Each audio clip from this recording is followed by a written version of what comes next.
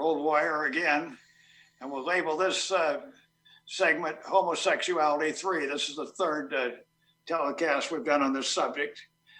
I'm going to beat it to death because it's very, very important that you understand what's going on in the church. Our so-called popular culture is totally sick. The law of the land, namely same-sex unions, is a former age-old perversion.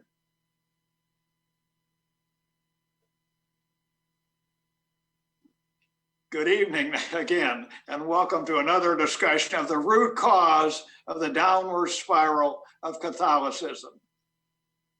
It's homosexuality and lesbianism in the clergy.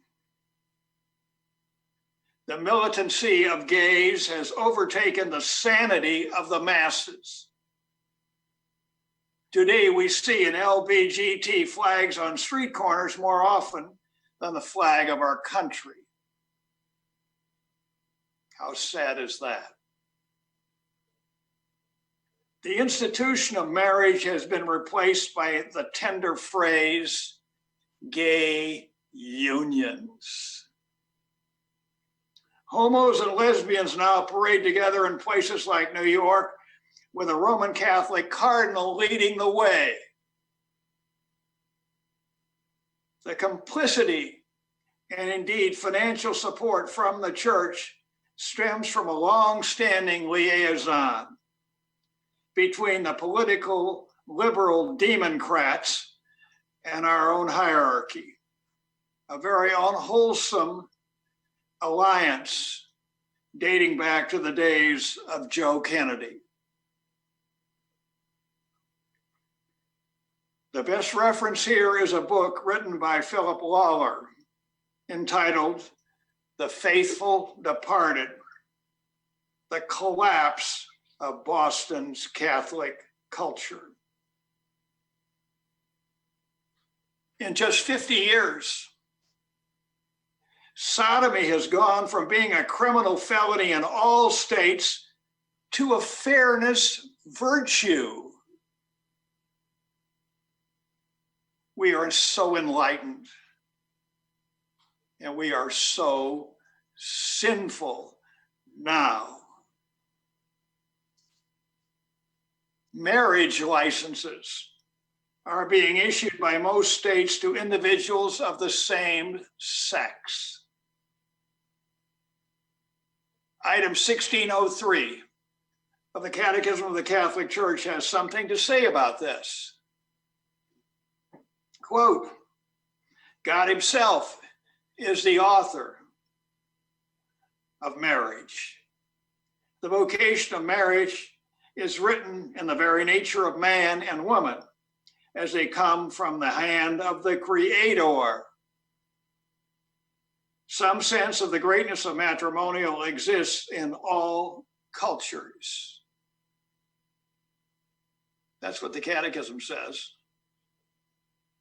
Have you read this passage recently, Cardinal Dolan?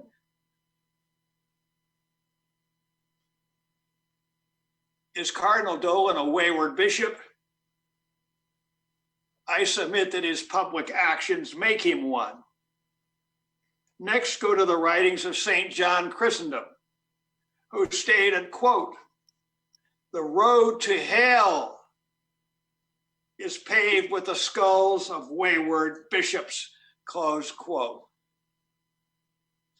Those words were written 1,600 years ago and are as true today as they were then.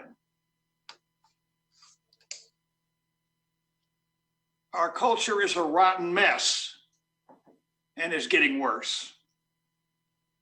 How the culture is dictating to Catholics, now the culture is dictating to Catholics. Whereas for 2,000 years, Catholic values and morals set the tone.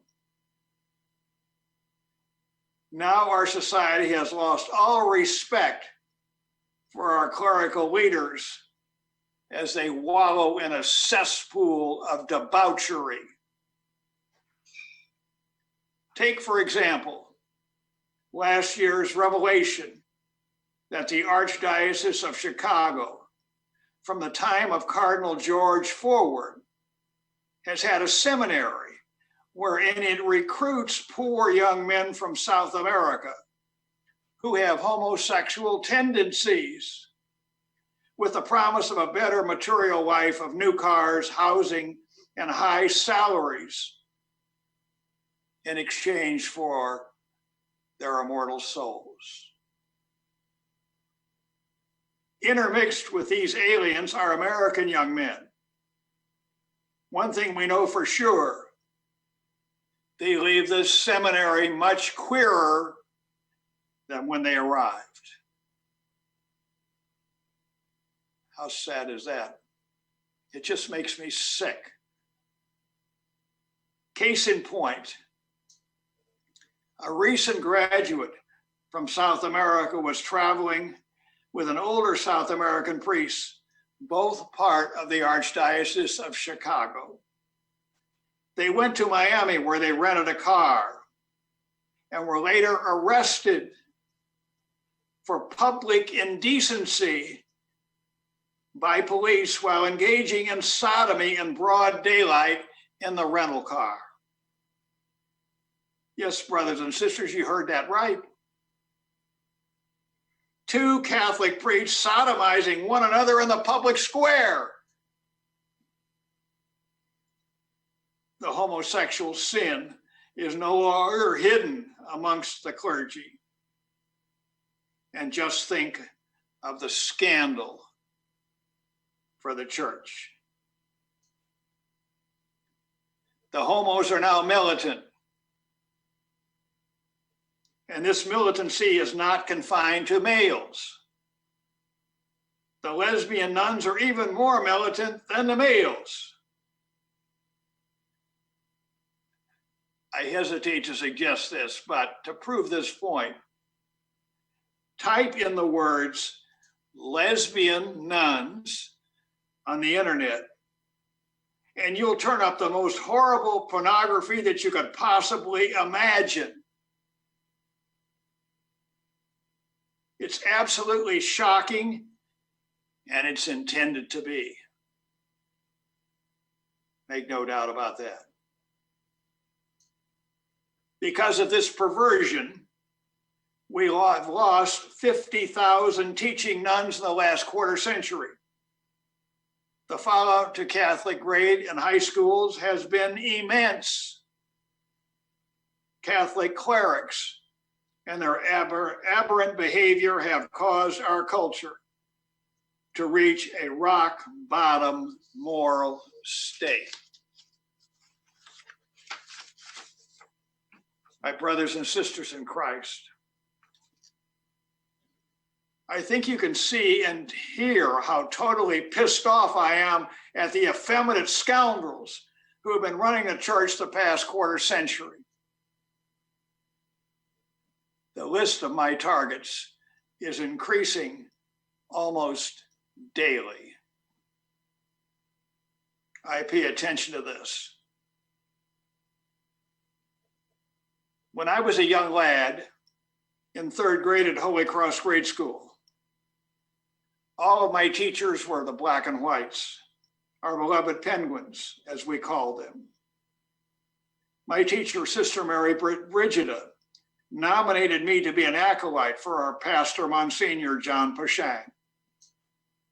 To qualify, I had to memorize the entire ordinary of the Mass in Latin. I was in third grade.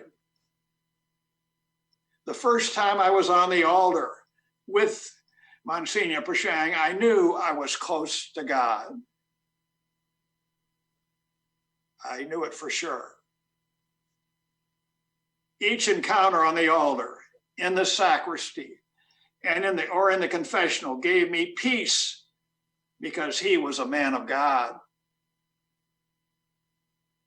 He became a bishop when I was in sixth grade, and I served his installation mass. He was a great man of God who molded me, and I was so fortunate to know him. Now he's with the God he faithfully served after his Creator kept him on this earth for 101 years. Good night, and God love you.